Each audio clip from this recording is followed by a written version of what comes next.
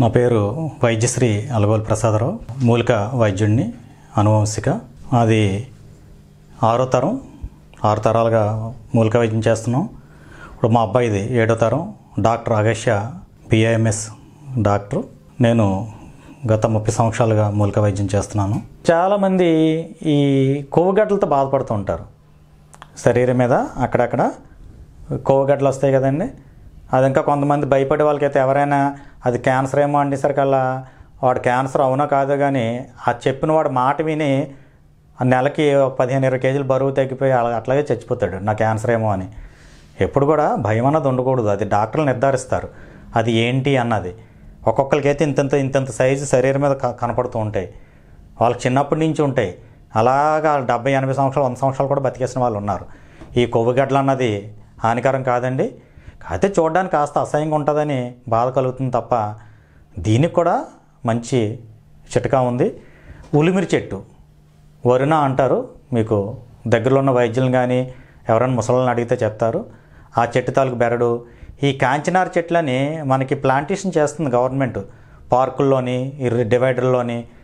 అది మీరు యూట్యూబ్లో కొడితే కాంచినార అని కొడితే వస్తాయి. ఆ పువ్వులు కూడా రకరకాలు, అందులో చాలా రకాలు ఉన్నాయి.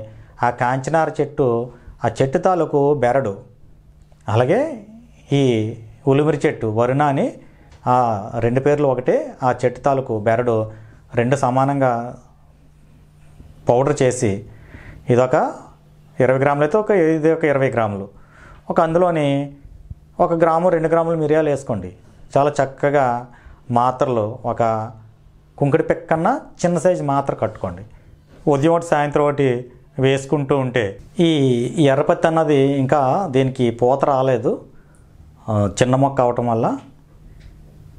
ఏదైనా ఇంగ్లీష్ మందులో లేదంటే ఏదైనా మనం తీసుకునే ఫుడ్ వికటించింది అంటాం కదా, అది మనకి ఫుడ్ పాయిజన్ అంటాం. ఫుడ్ పాయిజన్ అంటాం. ఆ ఫుడ్ పాయిజన్ వచ్చినప్పుడు ఈ చెవులు, ముక్కు గోక్కుంటూ ఉంటే పెద్ద వాచిపోతూ ఉంటాయి. శరీరం ఎక్కడ గోక్కుంటే అక్కడ వాచిపోతూ ఉంటాయి. తలాది గోకేసుకుంటూ ఉంటారు.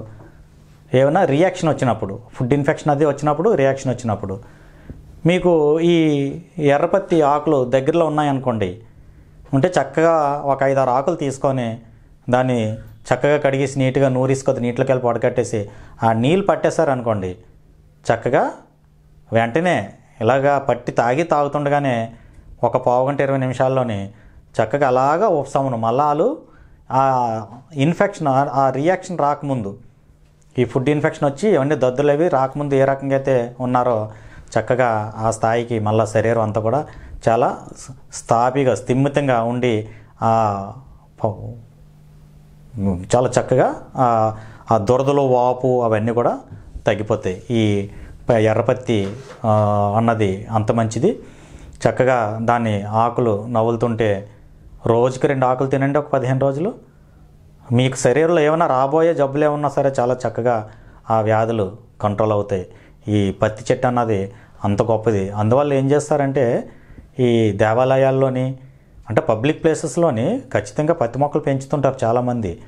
కానీ అది పెద్దలు పూర్వం అంటే అది మనం వెనక అవి విడిచిపెట్టడం వల్ల చాలా సమస్యలకు మనం కొని తెచ్చుకుంటున్నాం. ఈ ఎవరి దగ్గరైనా ఎర్రపత్తి కాకపోతే మామూలు పత్తి ఆకన్నా తినొచ్చు. అప్పుడప్పుడు 2-3 ఆకులు తింటూ ఉంటే ఆరోగ్యం చాలా బాగుంటుంది. పూర్వం అందరూ ఆరోగ్యంగా ఉండేవారు, అంటే పుట్టిన పిల్లలతో సైతం. తర్వాత చాలా పెద్ద కుటుంబాలు ఉండేవి, ఒక 30 మంది 40 మంది అట్లాగా కుటుంబాలు. ఇప్పుడు కంజెస్టెడ్ అయిపోయింది, అంటే ఒక భార్య భర్త ఇట్లాగా. అయితే మనకి ఆచారాలు అన్నీ కూడా, ప్రతి ఆచారం కూడా ఒక సైన్సే. ఇప్పుడు కొత్తగా పెళ్ళైన వాళ్ళకి ఆషాఢ మాసంలోని దంపతులు ఇద్దరు కూడా దూరంగా ఉండాలని పెద్దలు చెప్తూ ఉంటారు. అంటే ఇప్పుడు పెద్దలు చెప్పడానికి కూడా మనకి ముసలి వాళ్ళ మాటలు మనం అంతగా పట్టించుకోవట్లేదు. అందువల్ల కొన్ని సమస్యలు కూడా ఎదురవుతున్నాయి. మనకి టెక్నాలజీ పెరిగే కొలది కూడా సమస్యలు కూడా చాలా వరకు పెరుగుతున్నాయి.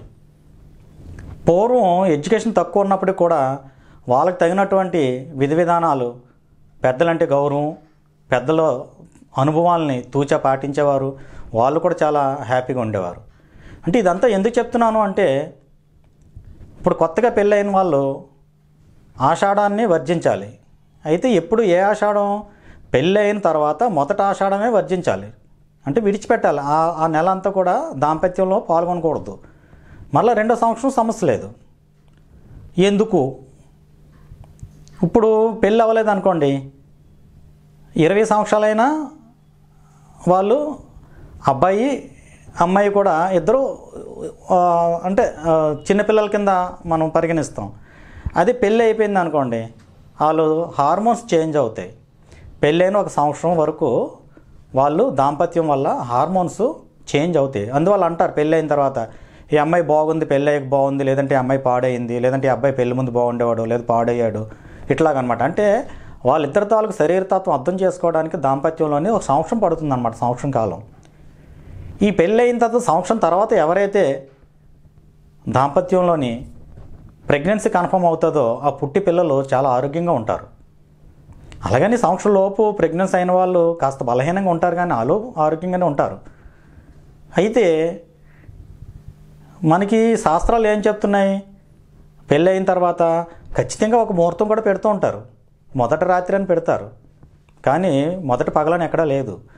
ఎందుకు అంటే సూర్యుడు ఉదయించిన దగ్గర నుంచి అస్తమయం అయ్యే వరకు కూడా దాంపత్యంలో పాల్గొని ఉంటే, ఆ టైంలో కానీ ప్రెగ్నెన్సీ కన్ఫర్మ్ అయితే పుట్టి పిల్లలు చాలా క్రూరంగా పుడతారు. వాళ్ళే బరువు అయిపోతారు, తల్లిదండ్రులకి బరువు అయిపోతారు, సమాజానికి బరువు అయిపోతారు. వాళ్ళు ఏం చేస్తారో వాళ్ళకే తెలియదు. అందువల్ల పెద్దలు పూర్వం ఆ సైన్స్ అదంతా ఏంటి అంటే, చంద్రుడు ఉన్నప్పుడు దాంపత్యం చేయటం వల్ల అప్పుడు కానీ ప్రెగ్నెన్సీ కన్ఫర్మ్ అయితే పుట్టి పిల్లలు చాలా ఆరోగ్యకరంగా పుడతారు. వాళ్ళు ఇంకా ఆ టైంలోని ఏదైనా నక్షత్రం మంచి నక్షత్రం కలిసి వస్తే వాళ్ళు మహాజాతకులు కూడా అయిపోతారు. ఒక్కొక్కరు చూడండి, వాళ్ళు పూరుగుడిసెలో పుట్టినప్పుడు కూడా జాతకులు అది వాళ్ళు కనీసం ఒక రాష్ట్రాన్నో లేక ఒక దేశాన్నో పరిపాలించే స్థాయికి వెళ్ళిపోతూ ఉంటారు. అట్లాగా ఇక్కడ మొదట ఆషాఢాన్ని ఎందుకు వర్జిస్తామంటే, సంవత్సరం లోపు ఇందాక మనం అనుకున్నాం కదండి, సంవత్సరం లోపు ఇద్దరు తాలూకు భార్యాభర్తలు ఇద్దరు తాలూకు హార్మోన్స్ సెటరేట్ అవ్వాలి. ఈ ఆషాఢంలో ఎప్పుడైతే ప్రెగ్నెన్సీ కన్ఫర్మ్ అయిందో దాంపత్యం వల్ల వాళ్ళు పుట్టే పిల్లలు మంచి ఎండాకాలంలో పుడతారు. ఇక్కడ తల్లి తాలూకు శరీరతత్వమే ముదరలేదు, అంటే ఒక ఆ బిడ్డకి కావలసినటువంటి ఎనర్జీ ఇవ్వడానికి ఆ తల్లి తాలూకు హార్మోన్ చేంజ్ అవ్వలేదు. అటువంటిది ఇక్కడ బిడ్డ తల్లి ఇద్దరు కూడా ఇబ్బంది పడతారనే ఉద్దేశంతో ఆ ఆషాఢం ముందు కాస్త ప్రెగ్నెంట్ కన్ఫర్మ్ అయిన ఈ మంచి ఎండలకి ఆ రోహిణి కత్తులకి 1 నెల ముందు పుడతారు. అదే ఆషాఢం తర్వాత ప్రెగ్నెన్సీ కన్ఫర్మ్ అయితే రోహిణి కత్తులు వెళ్ళిపోతున్నాయి అన్నప్పుడు డెలివరీ అవుతారు. అందువల్ల పెళ్ళైన మొదట ఆషాఢాన్నే వర్జించమంటారు. 2 ఆషాఢం వర్జించక్కర్లేదు. ఎందుకంటే ఇక్కడ 1 సంవత్సరం వీళ్ళు దాంపత్యంలో పాల్గొనడం వల్ల వాళ్ళ శరీరతత్వం కాస్త ముదిరి ఆ బిడ్డకి కావలసినటువంటి శక్తిని ఆ తల్లి ఇవ్వగలిగే స్థితికి ఆ తల్లి శరీరం మారుతుంది కనుక, అందువల్ల ఇక్కడ ప్రతి ఒక్కరు కూడా గుర్తించుకోవాల్సింది, సంతానం కలిగేంత వరకు కూడా ఎవరూ కూడా పగలు దాంపత్యంలో పాల్గొనకుండా ఉంటే ఈ పుట్టే పిల్లలు కూడా చక్కగా మంచి రూపం, పూర్ణాయుషు, మేధస్సు అన్నీ కలగలిపి పుట్టే అవకాశం ఉంది. అందువల్ల ఖచ్చితంగా పంతులు చెప్పినటువంటి పెద్దలు చెప్పినటువంటి మన సంస్కృతిని మనం పాటించినట్లయితే అందరూ కూడా చాలా సురక్షితంగా ఉంటారు. వీడియో కనుక మీకు నచ్చినట్లయితే లైక్ చేయండి, షేర్ చేయండి. మరిన్ని వీడియోస్ కోసం మా ఛానల్ని సబ్స్క్రైబ్ చేయండి. మీ అభిప్రాయాలు మాకు కామెంట్స్ రూపంలో చెప్పండి. మరిన్ని వీడియోస్ కోసం మా ఛానల్ని సబ్స్క్రైబ్ చేయండి.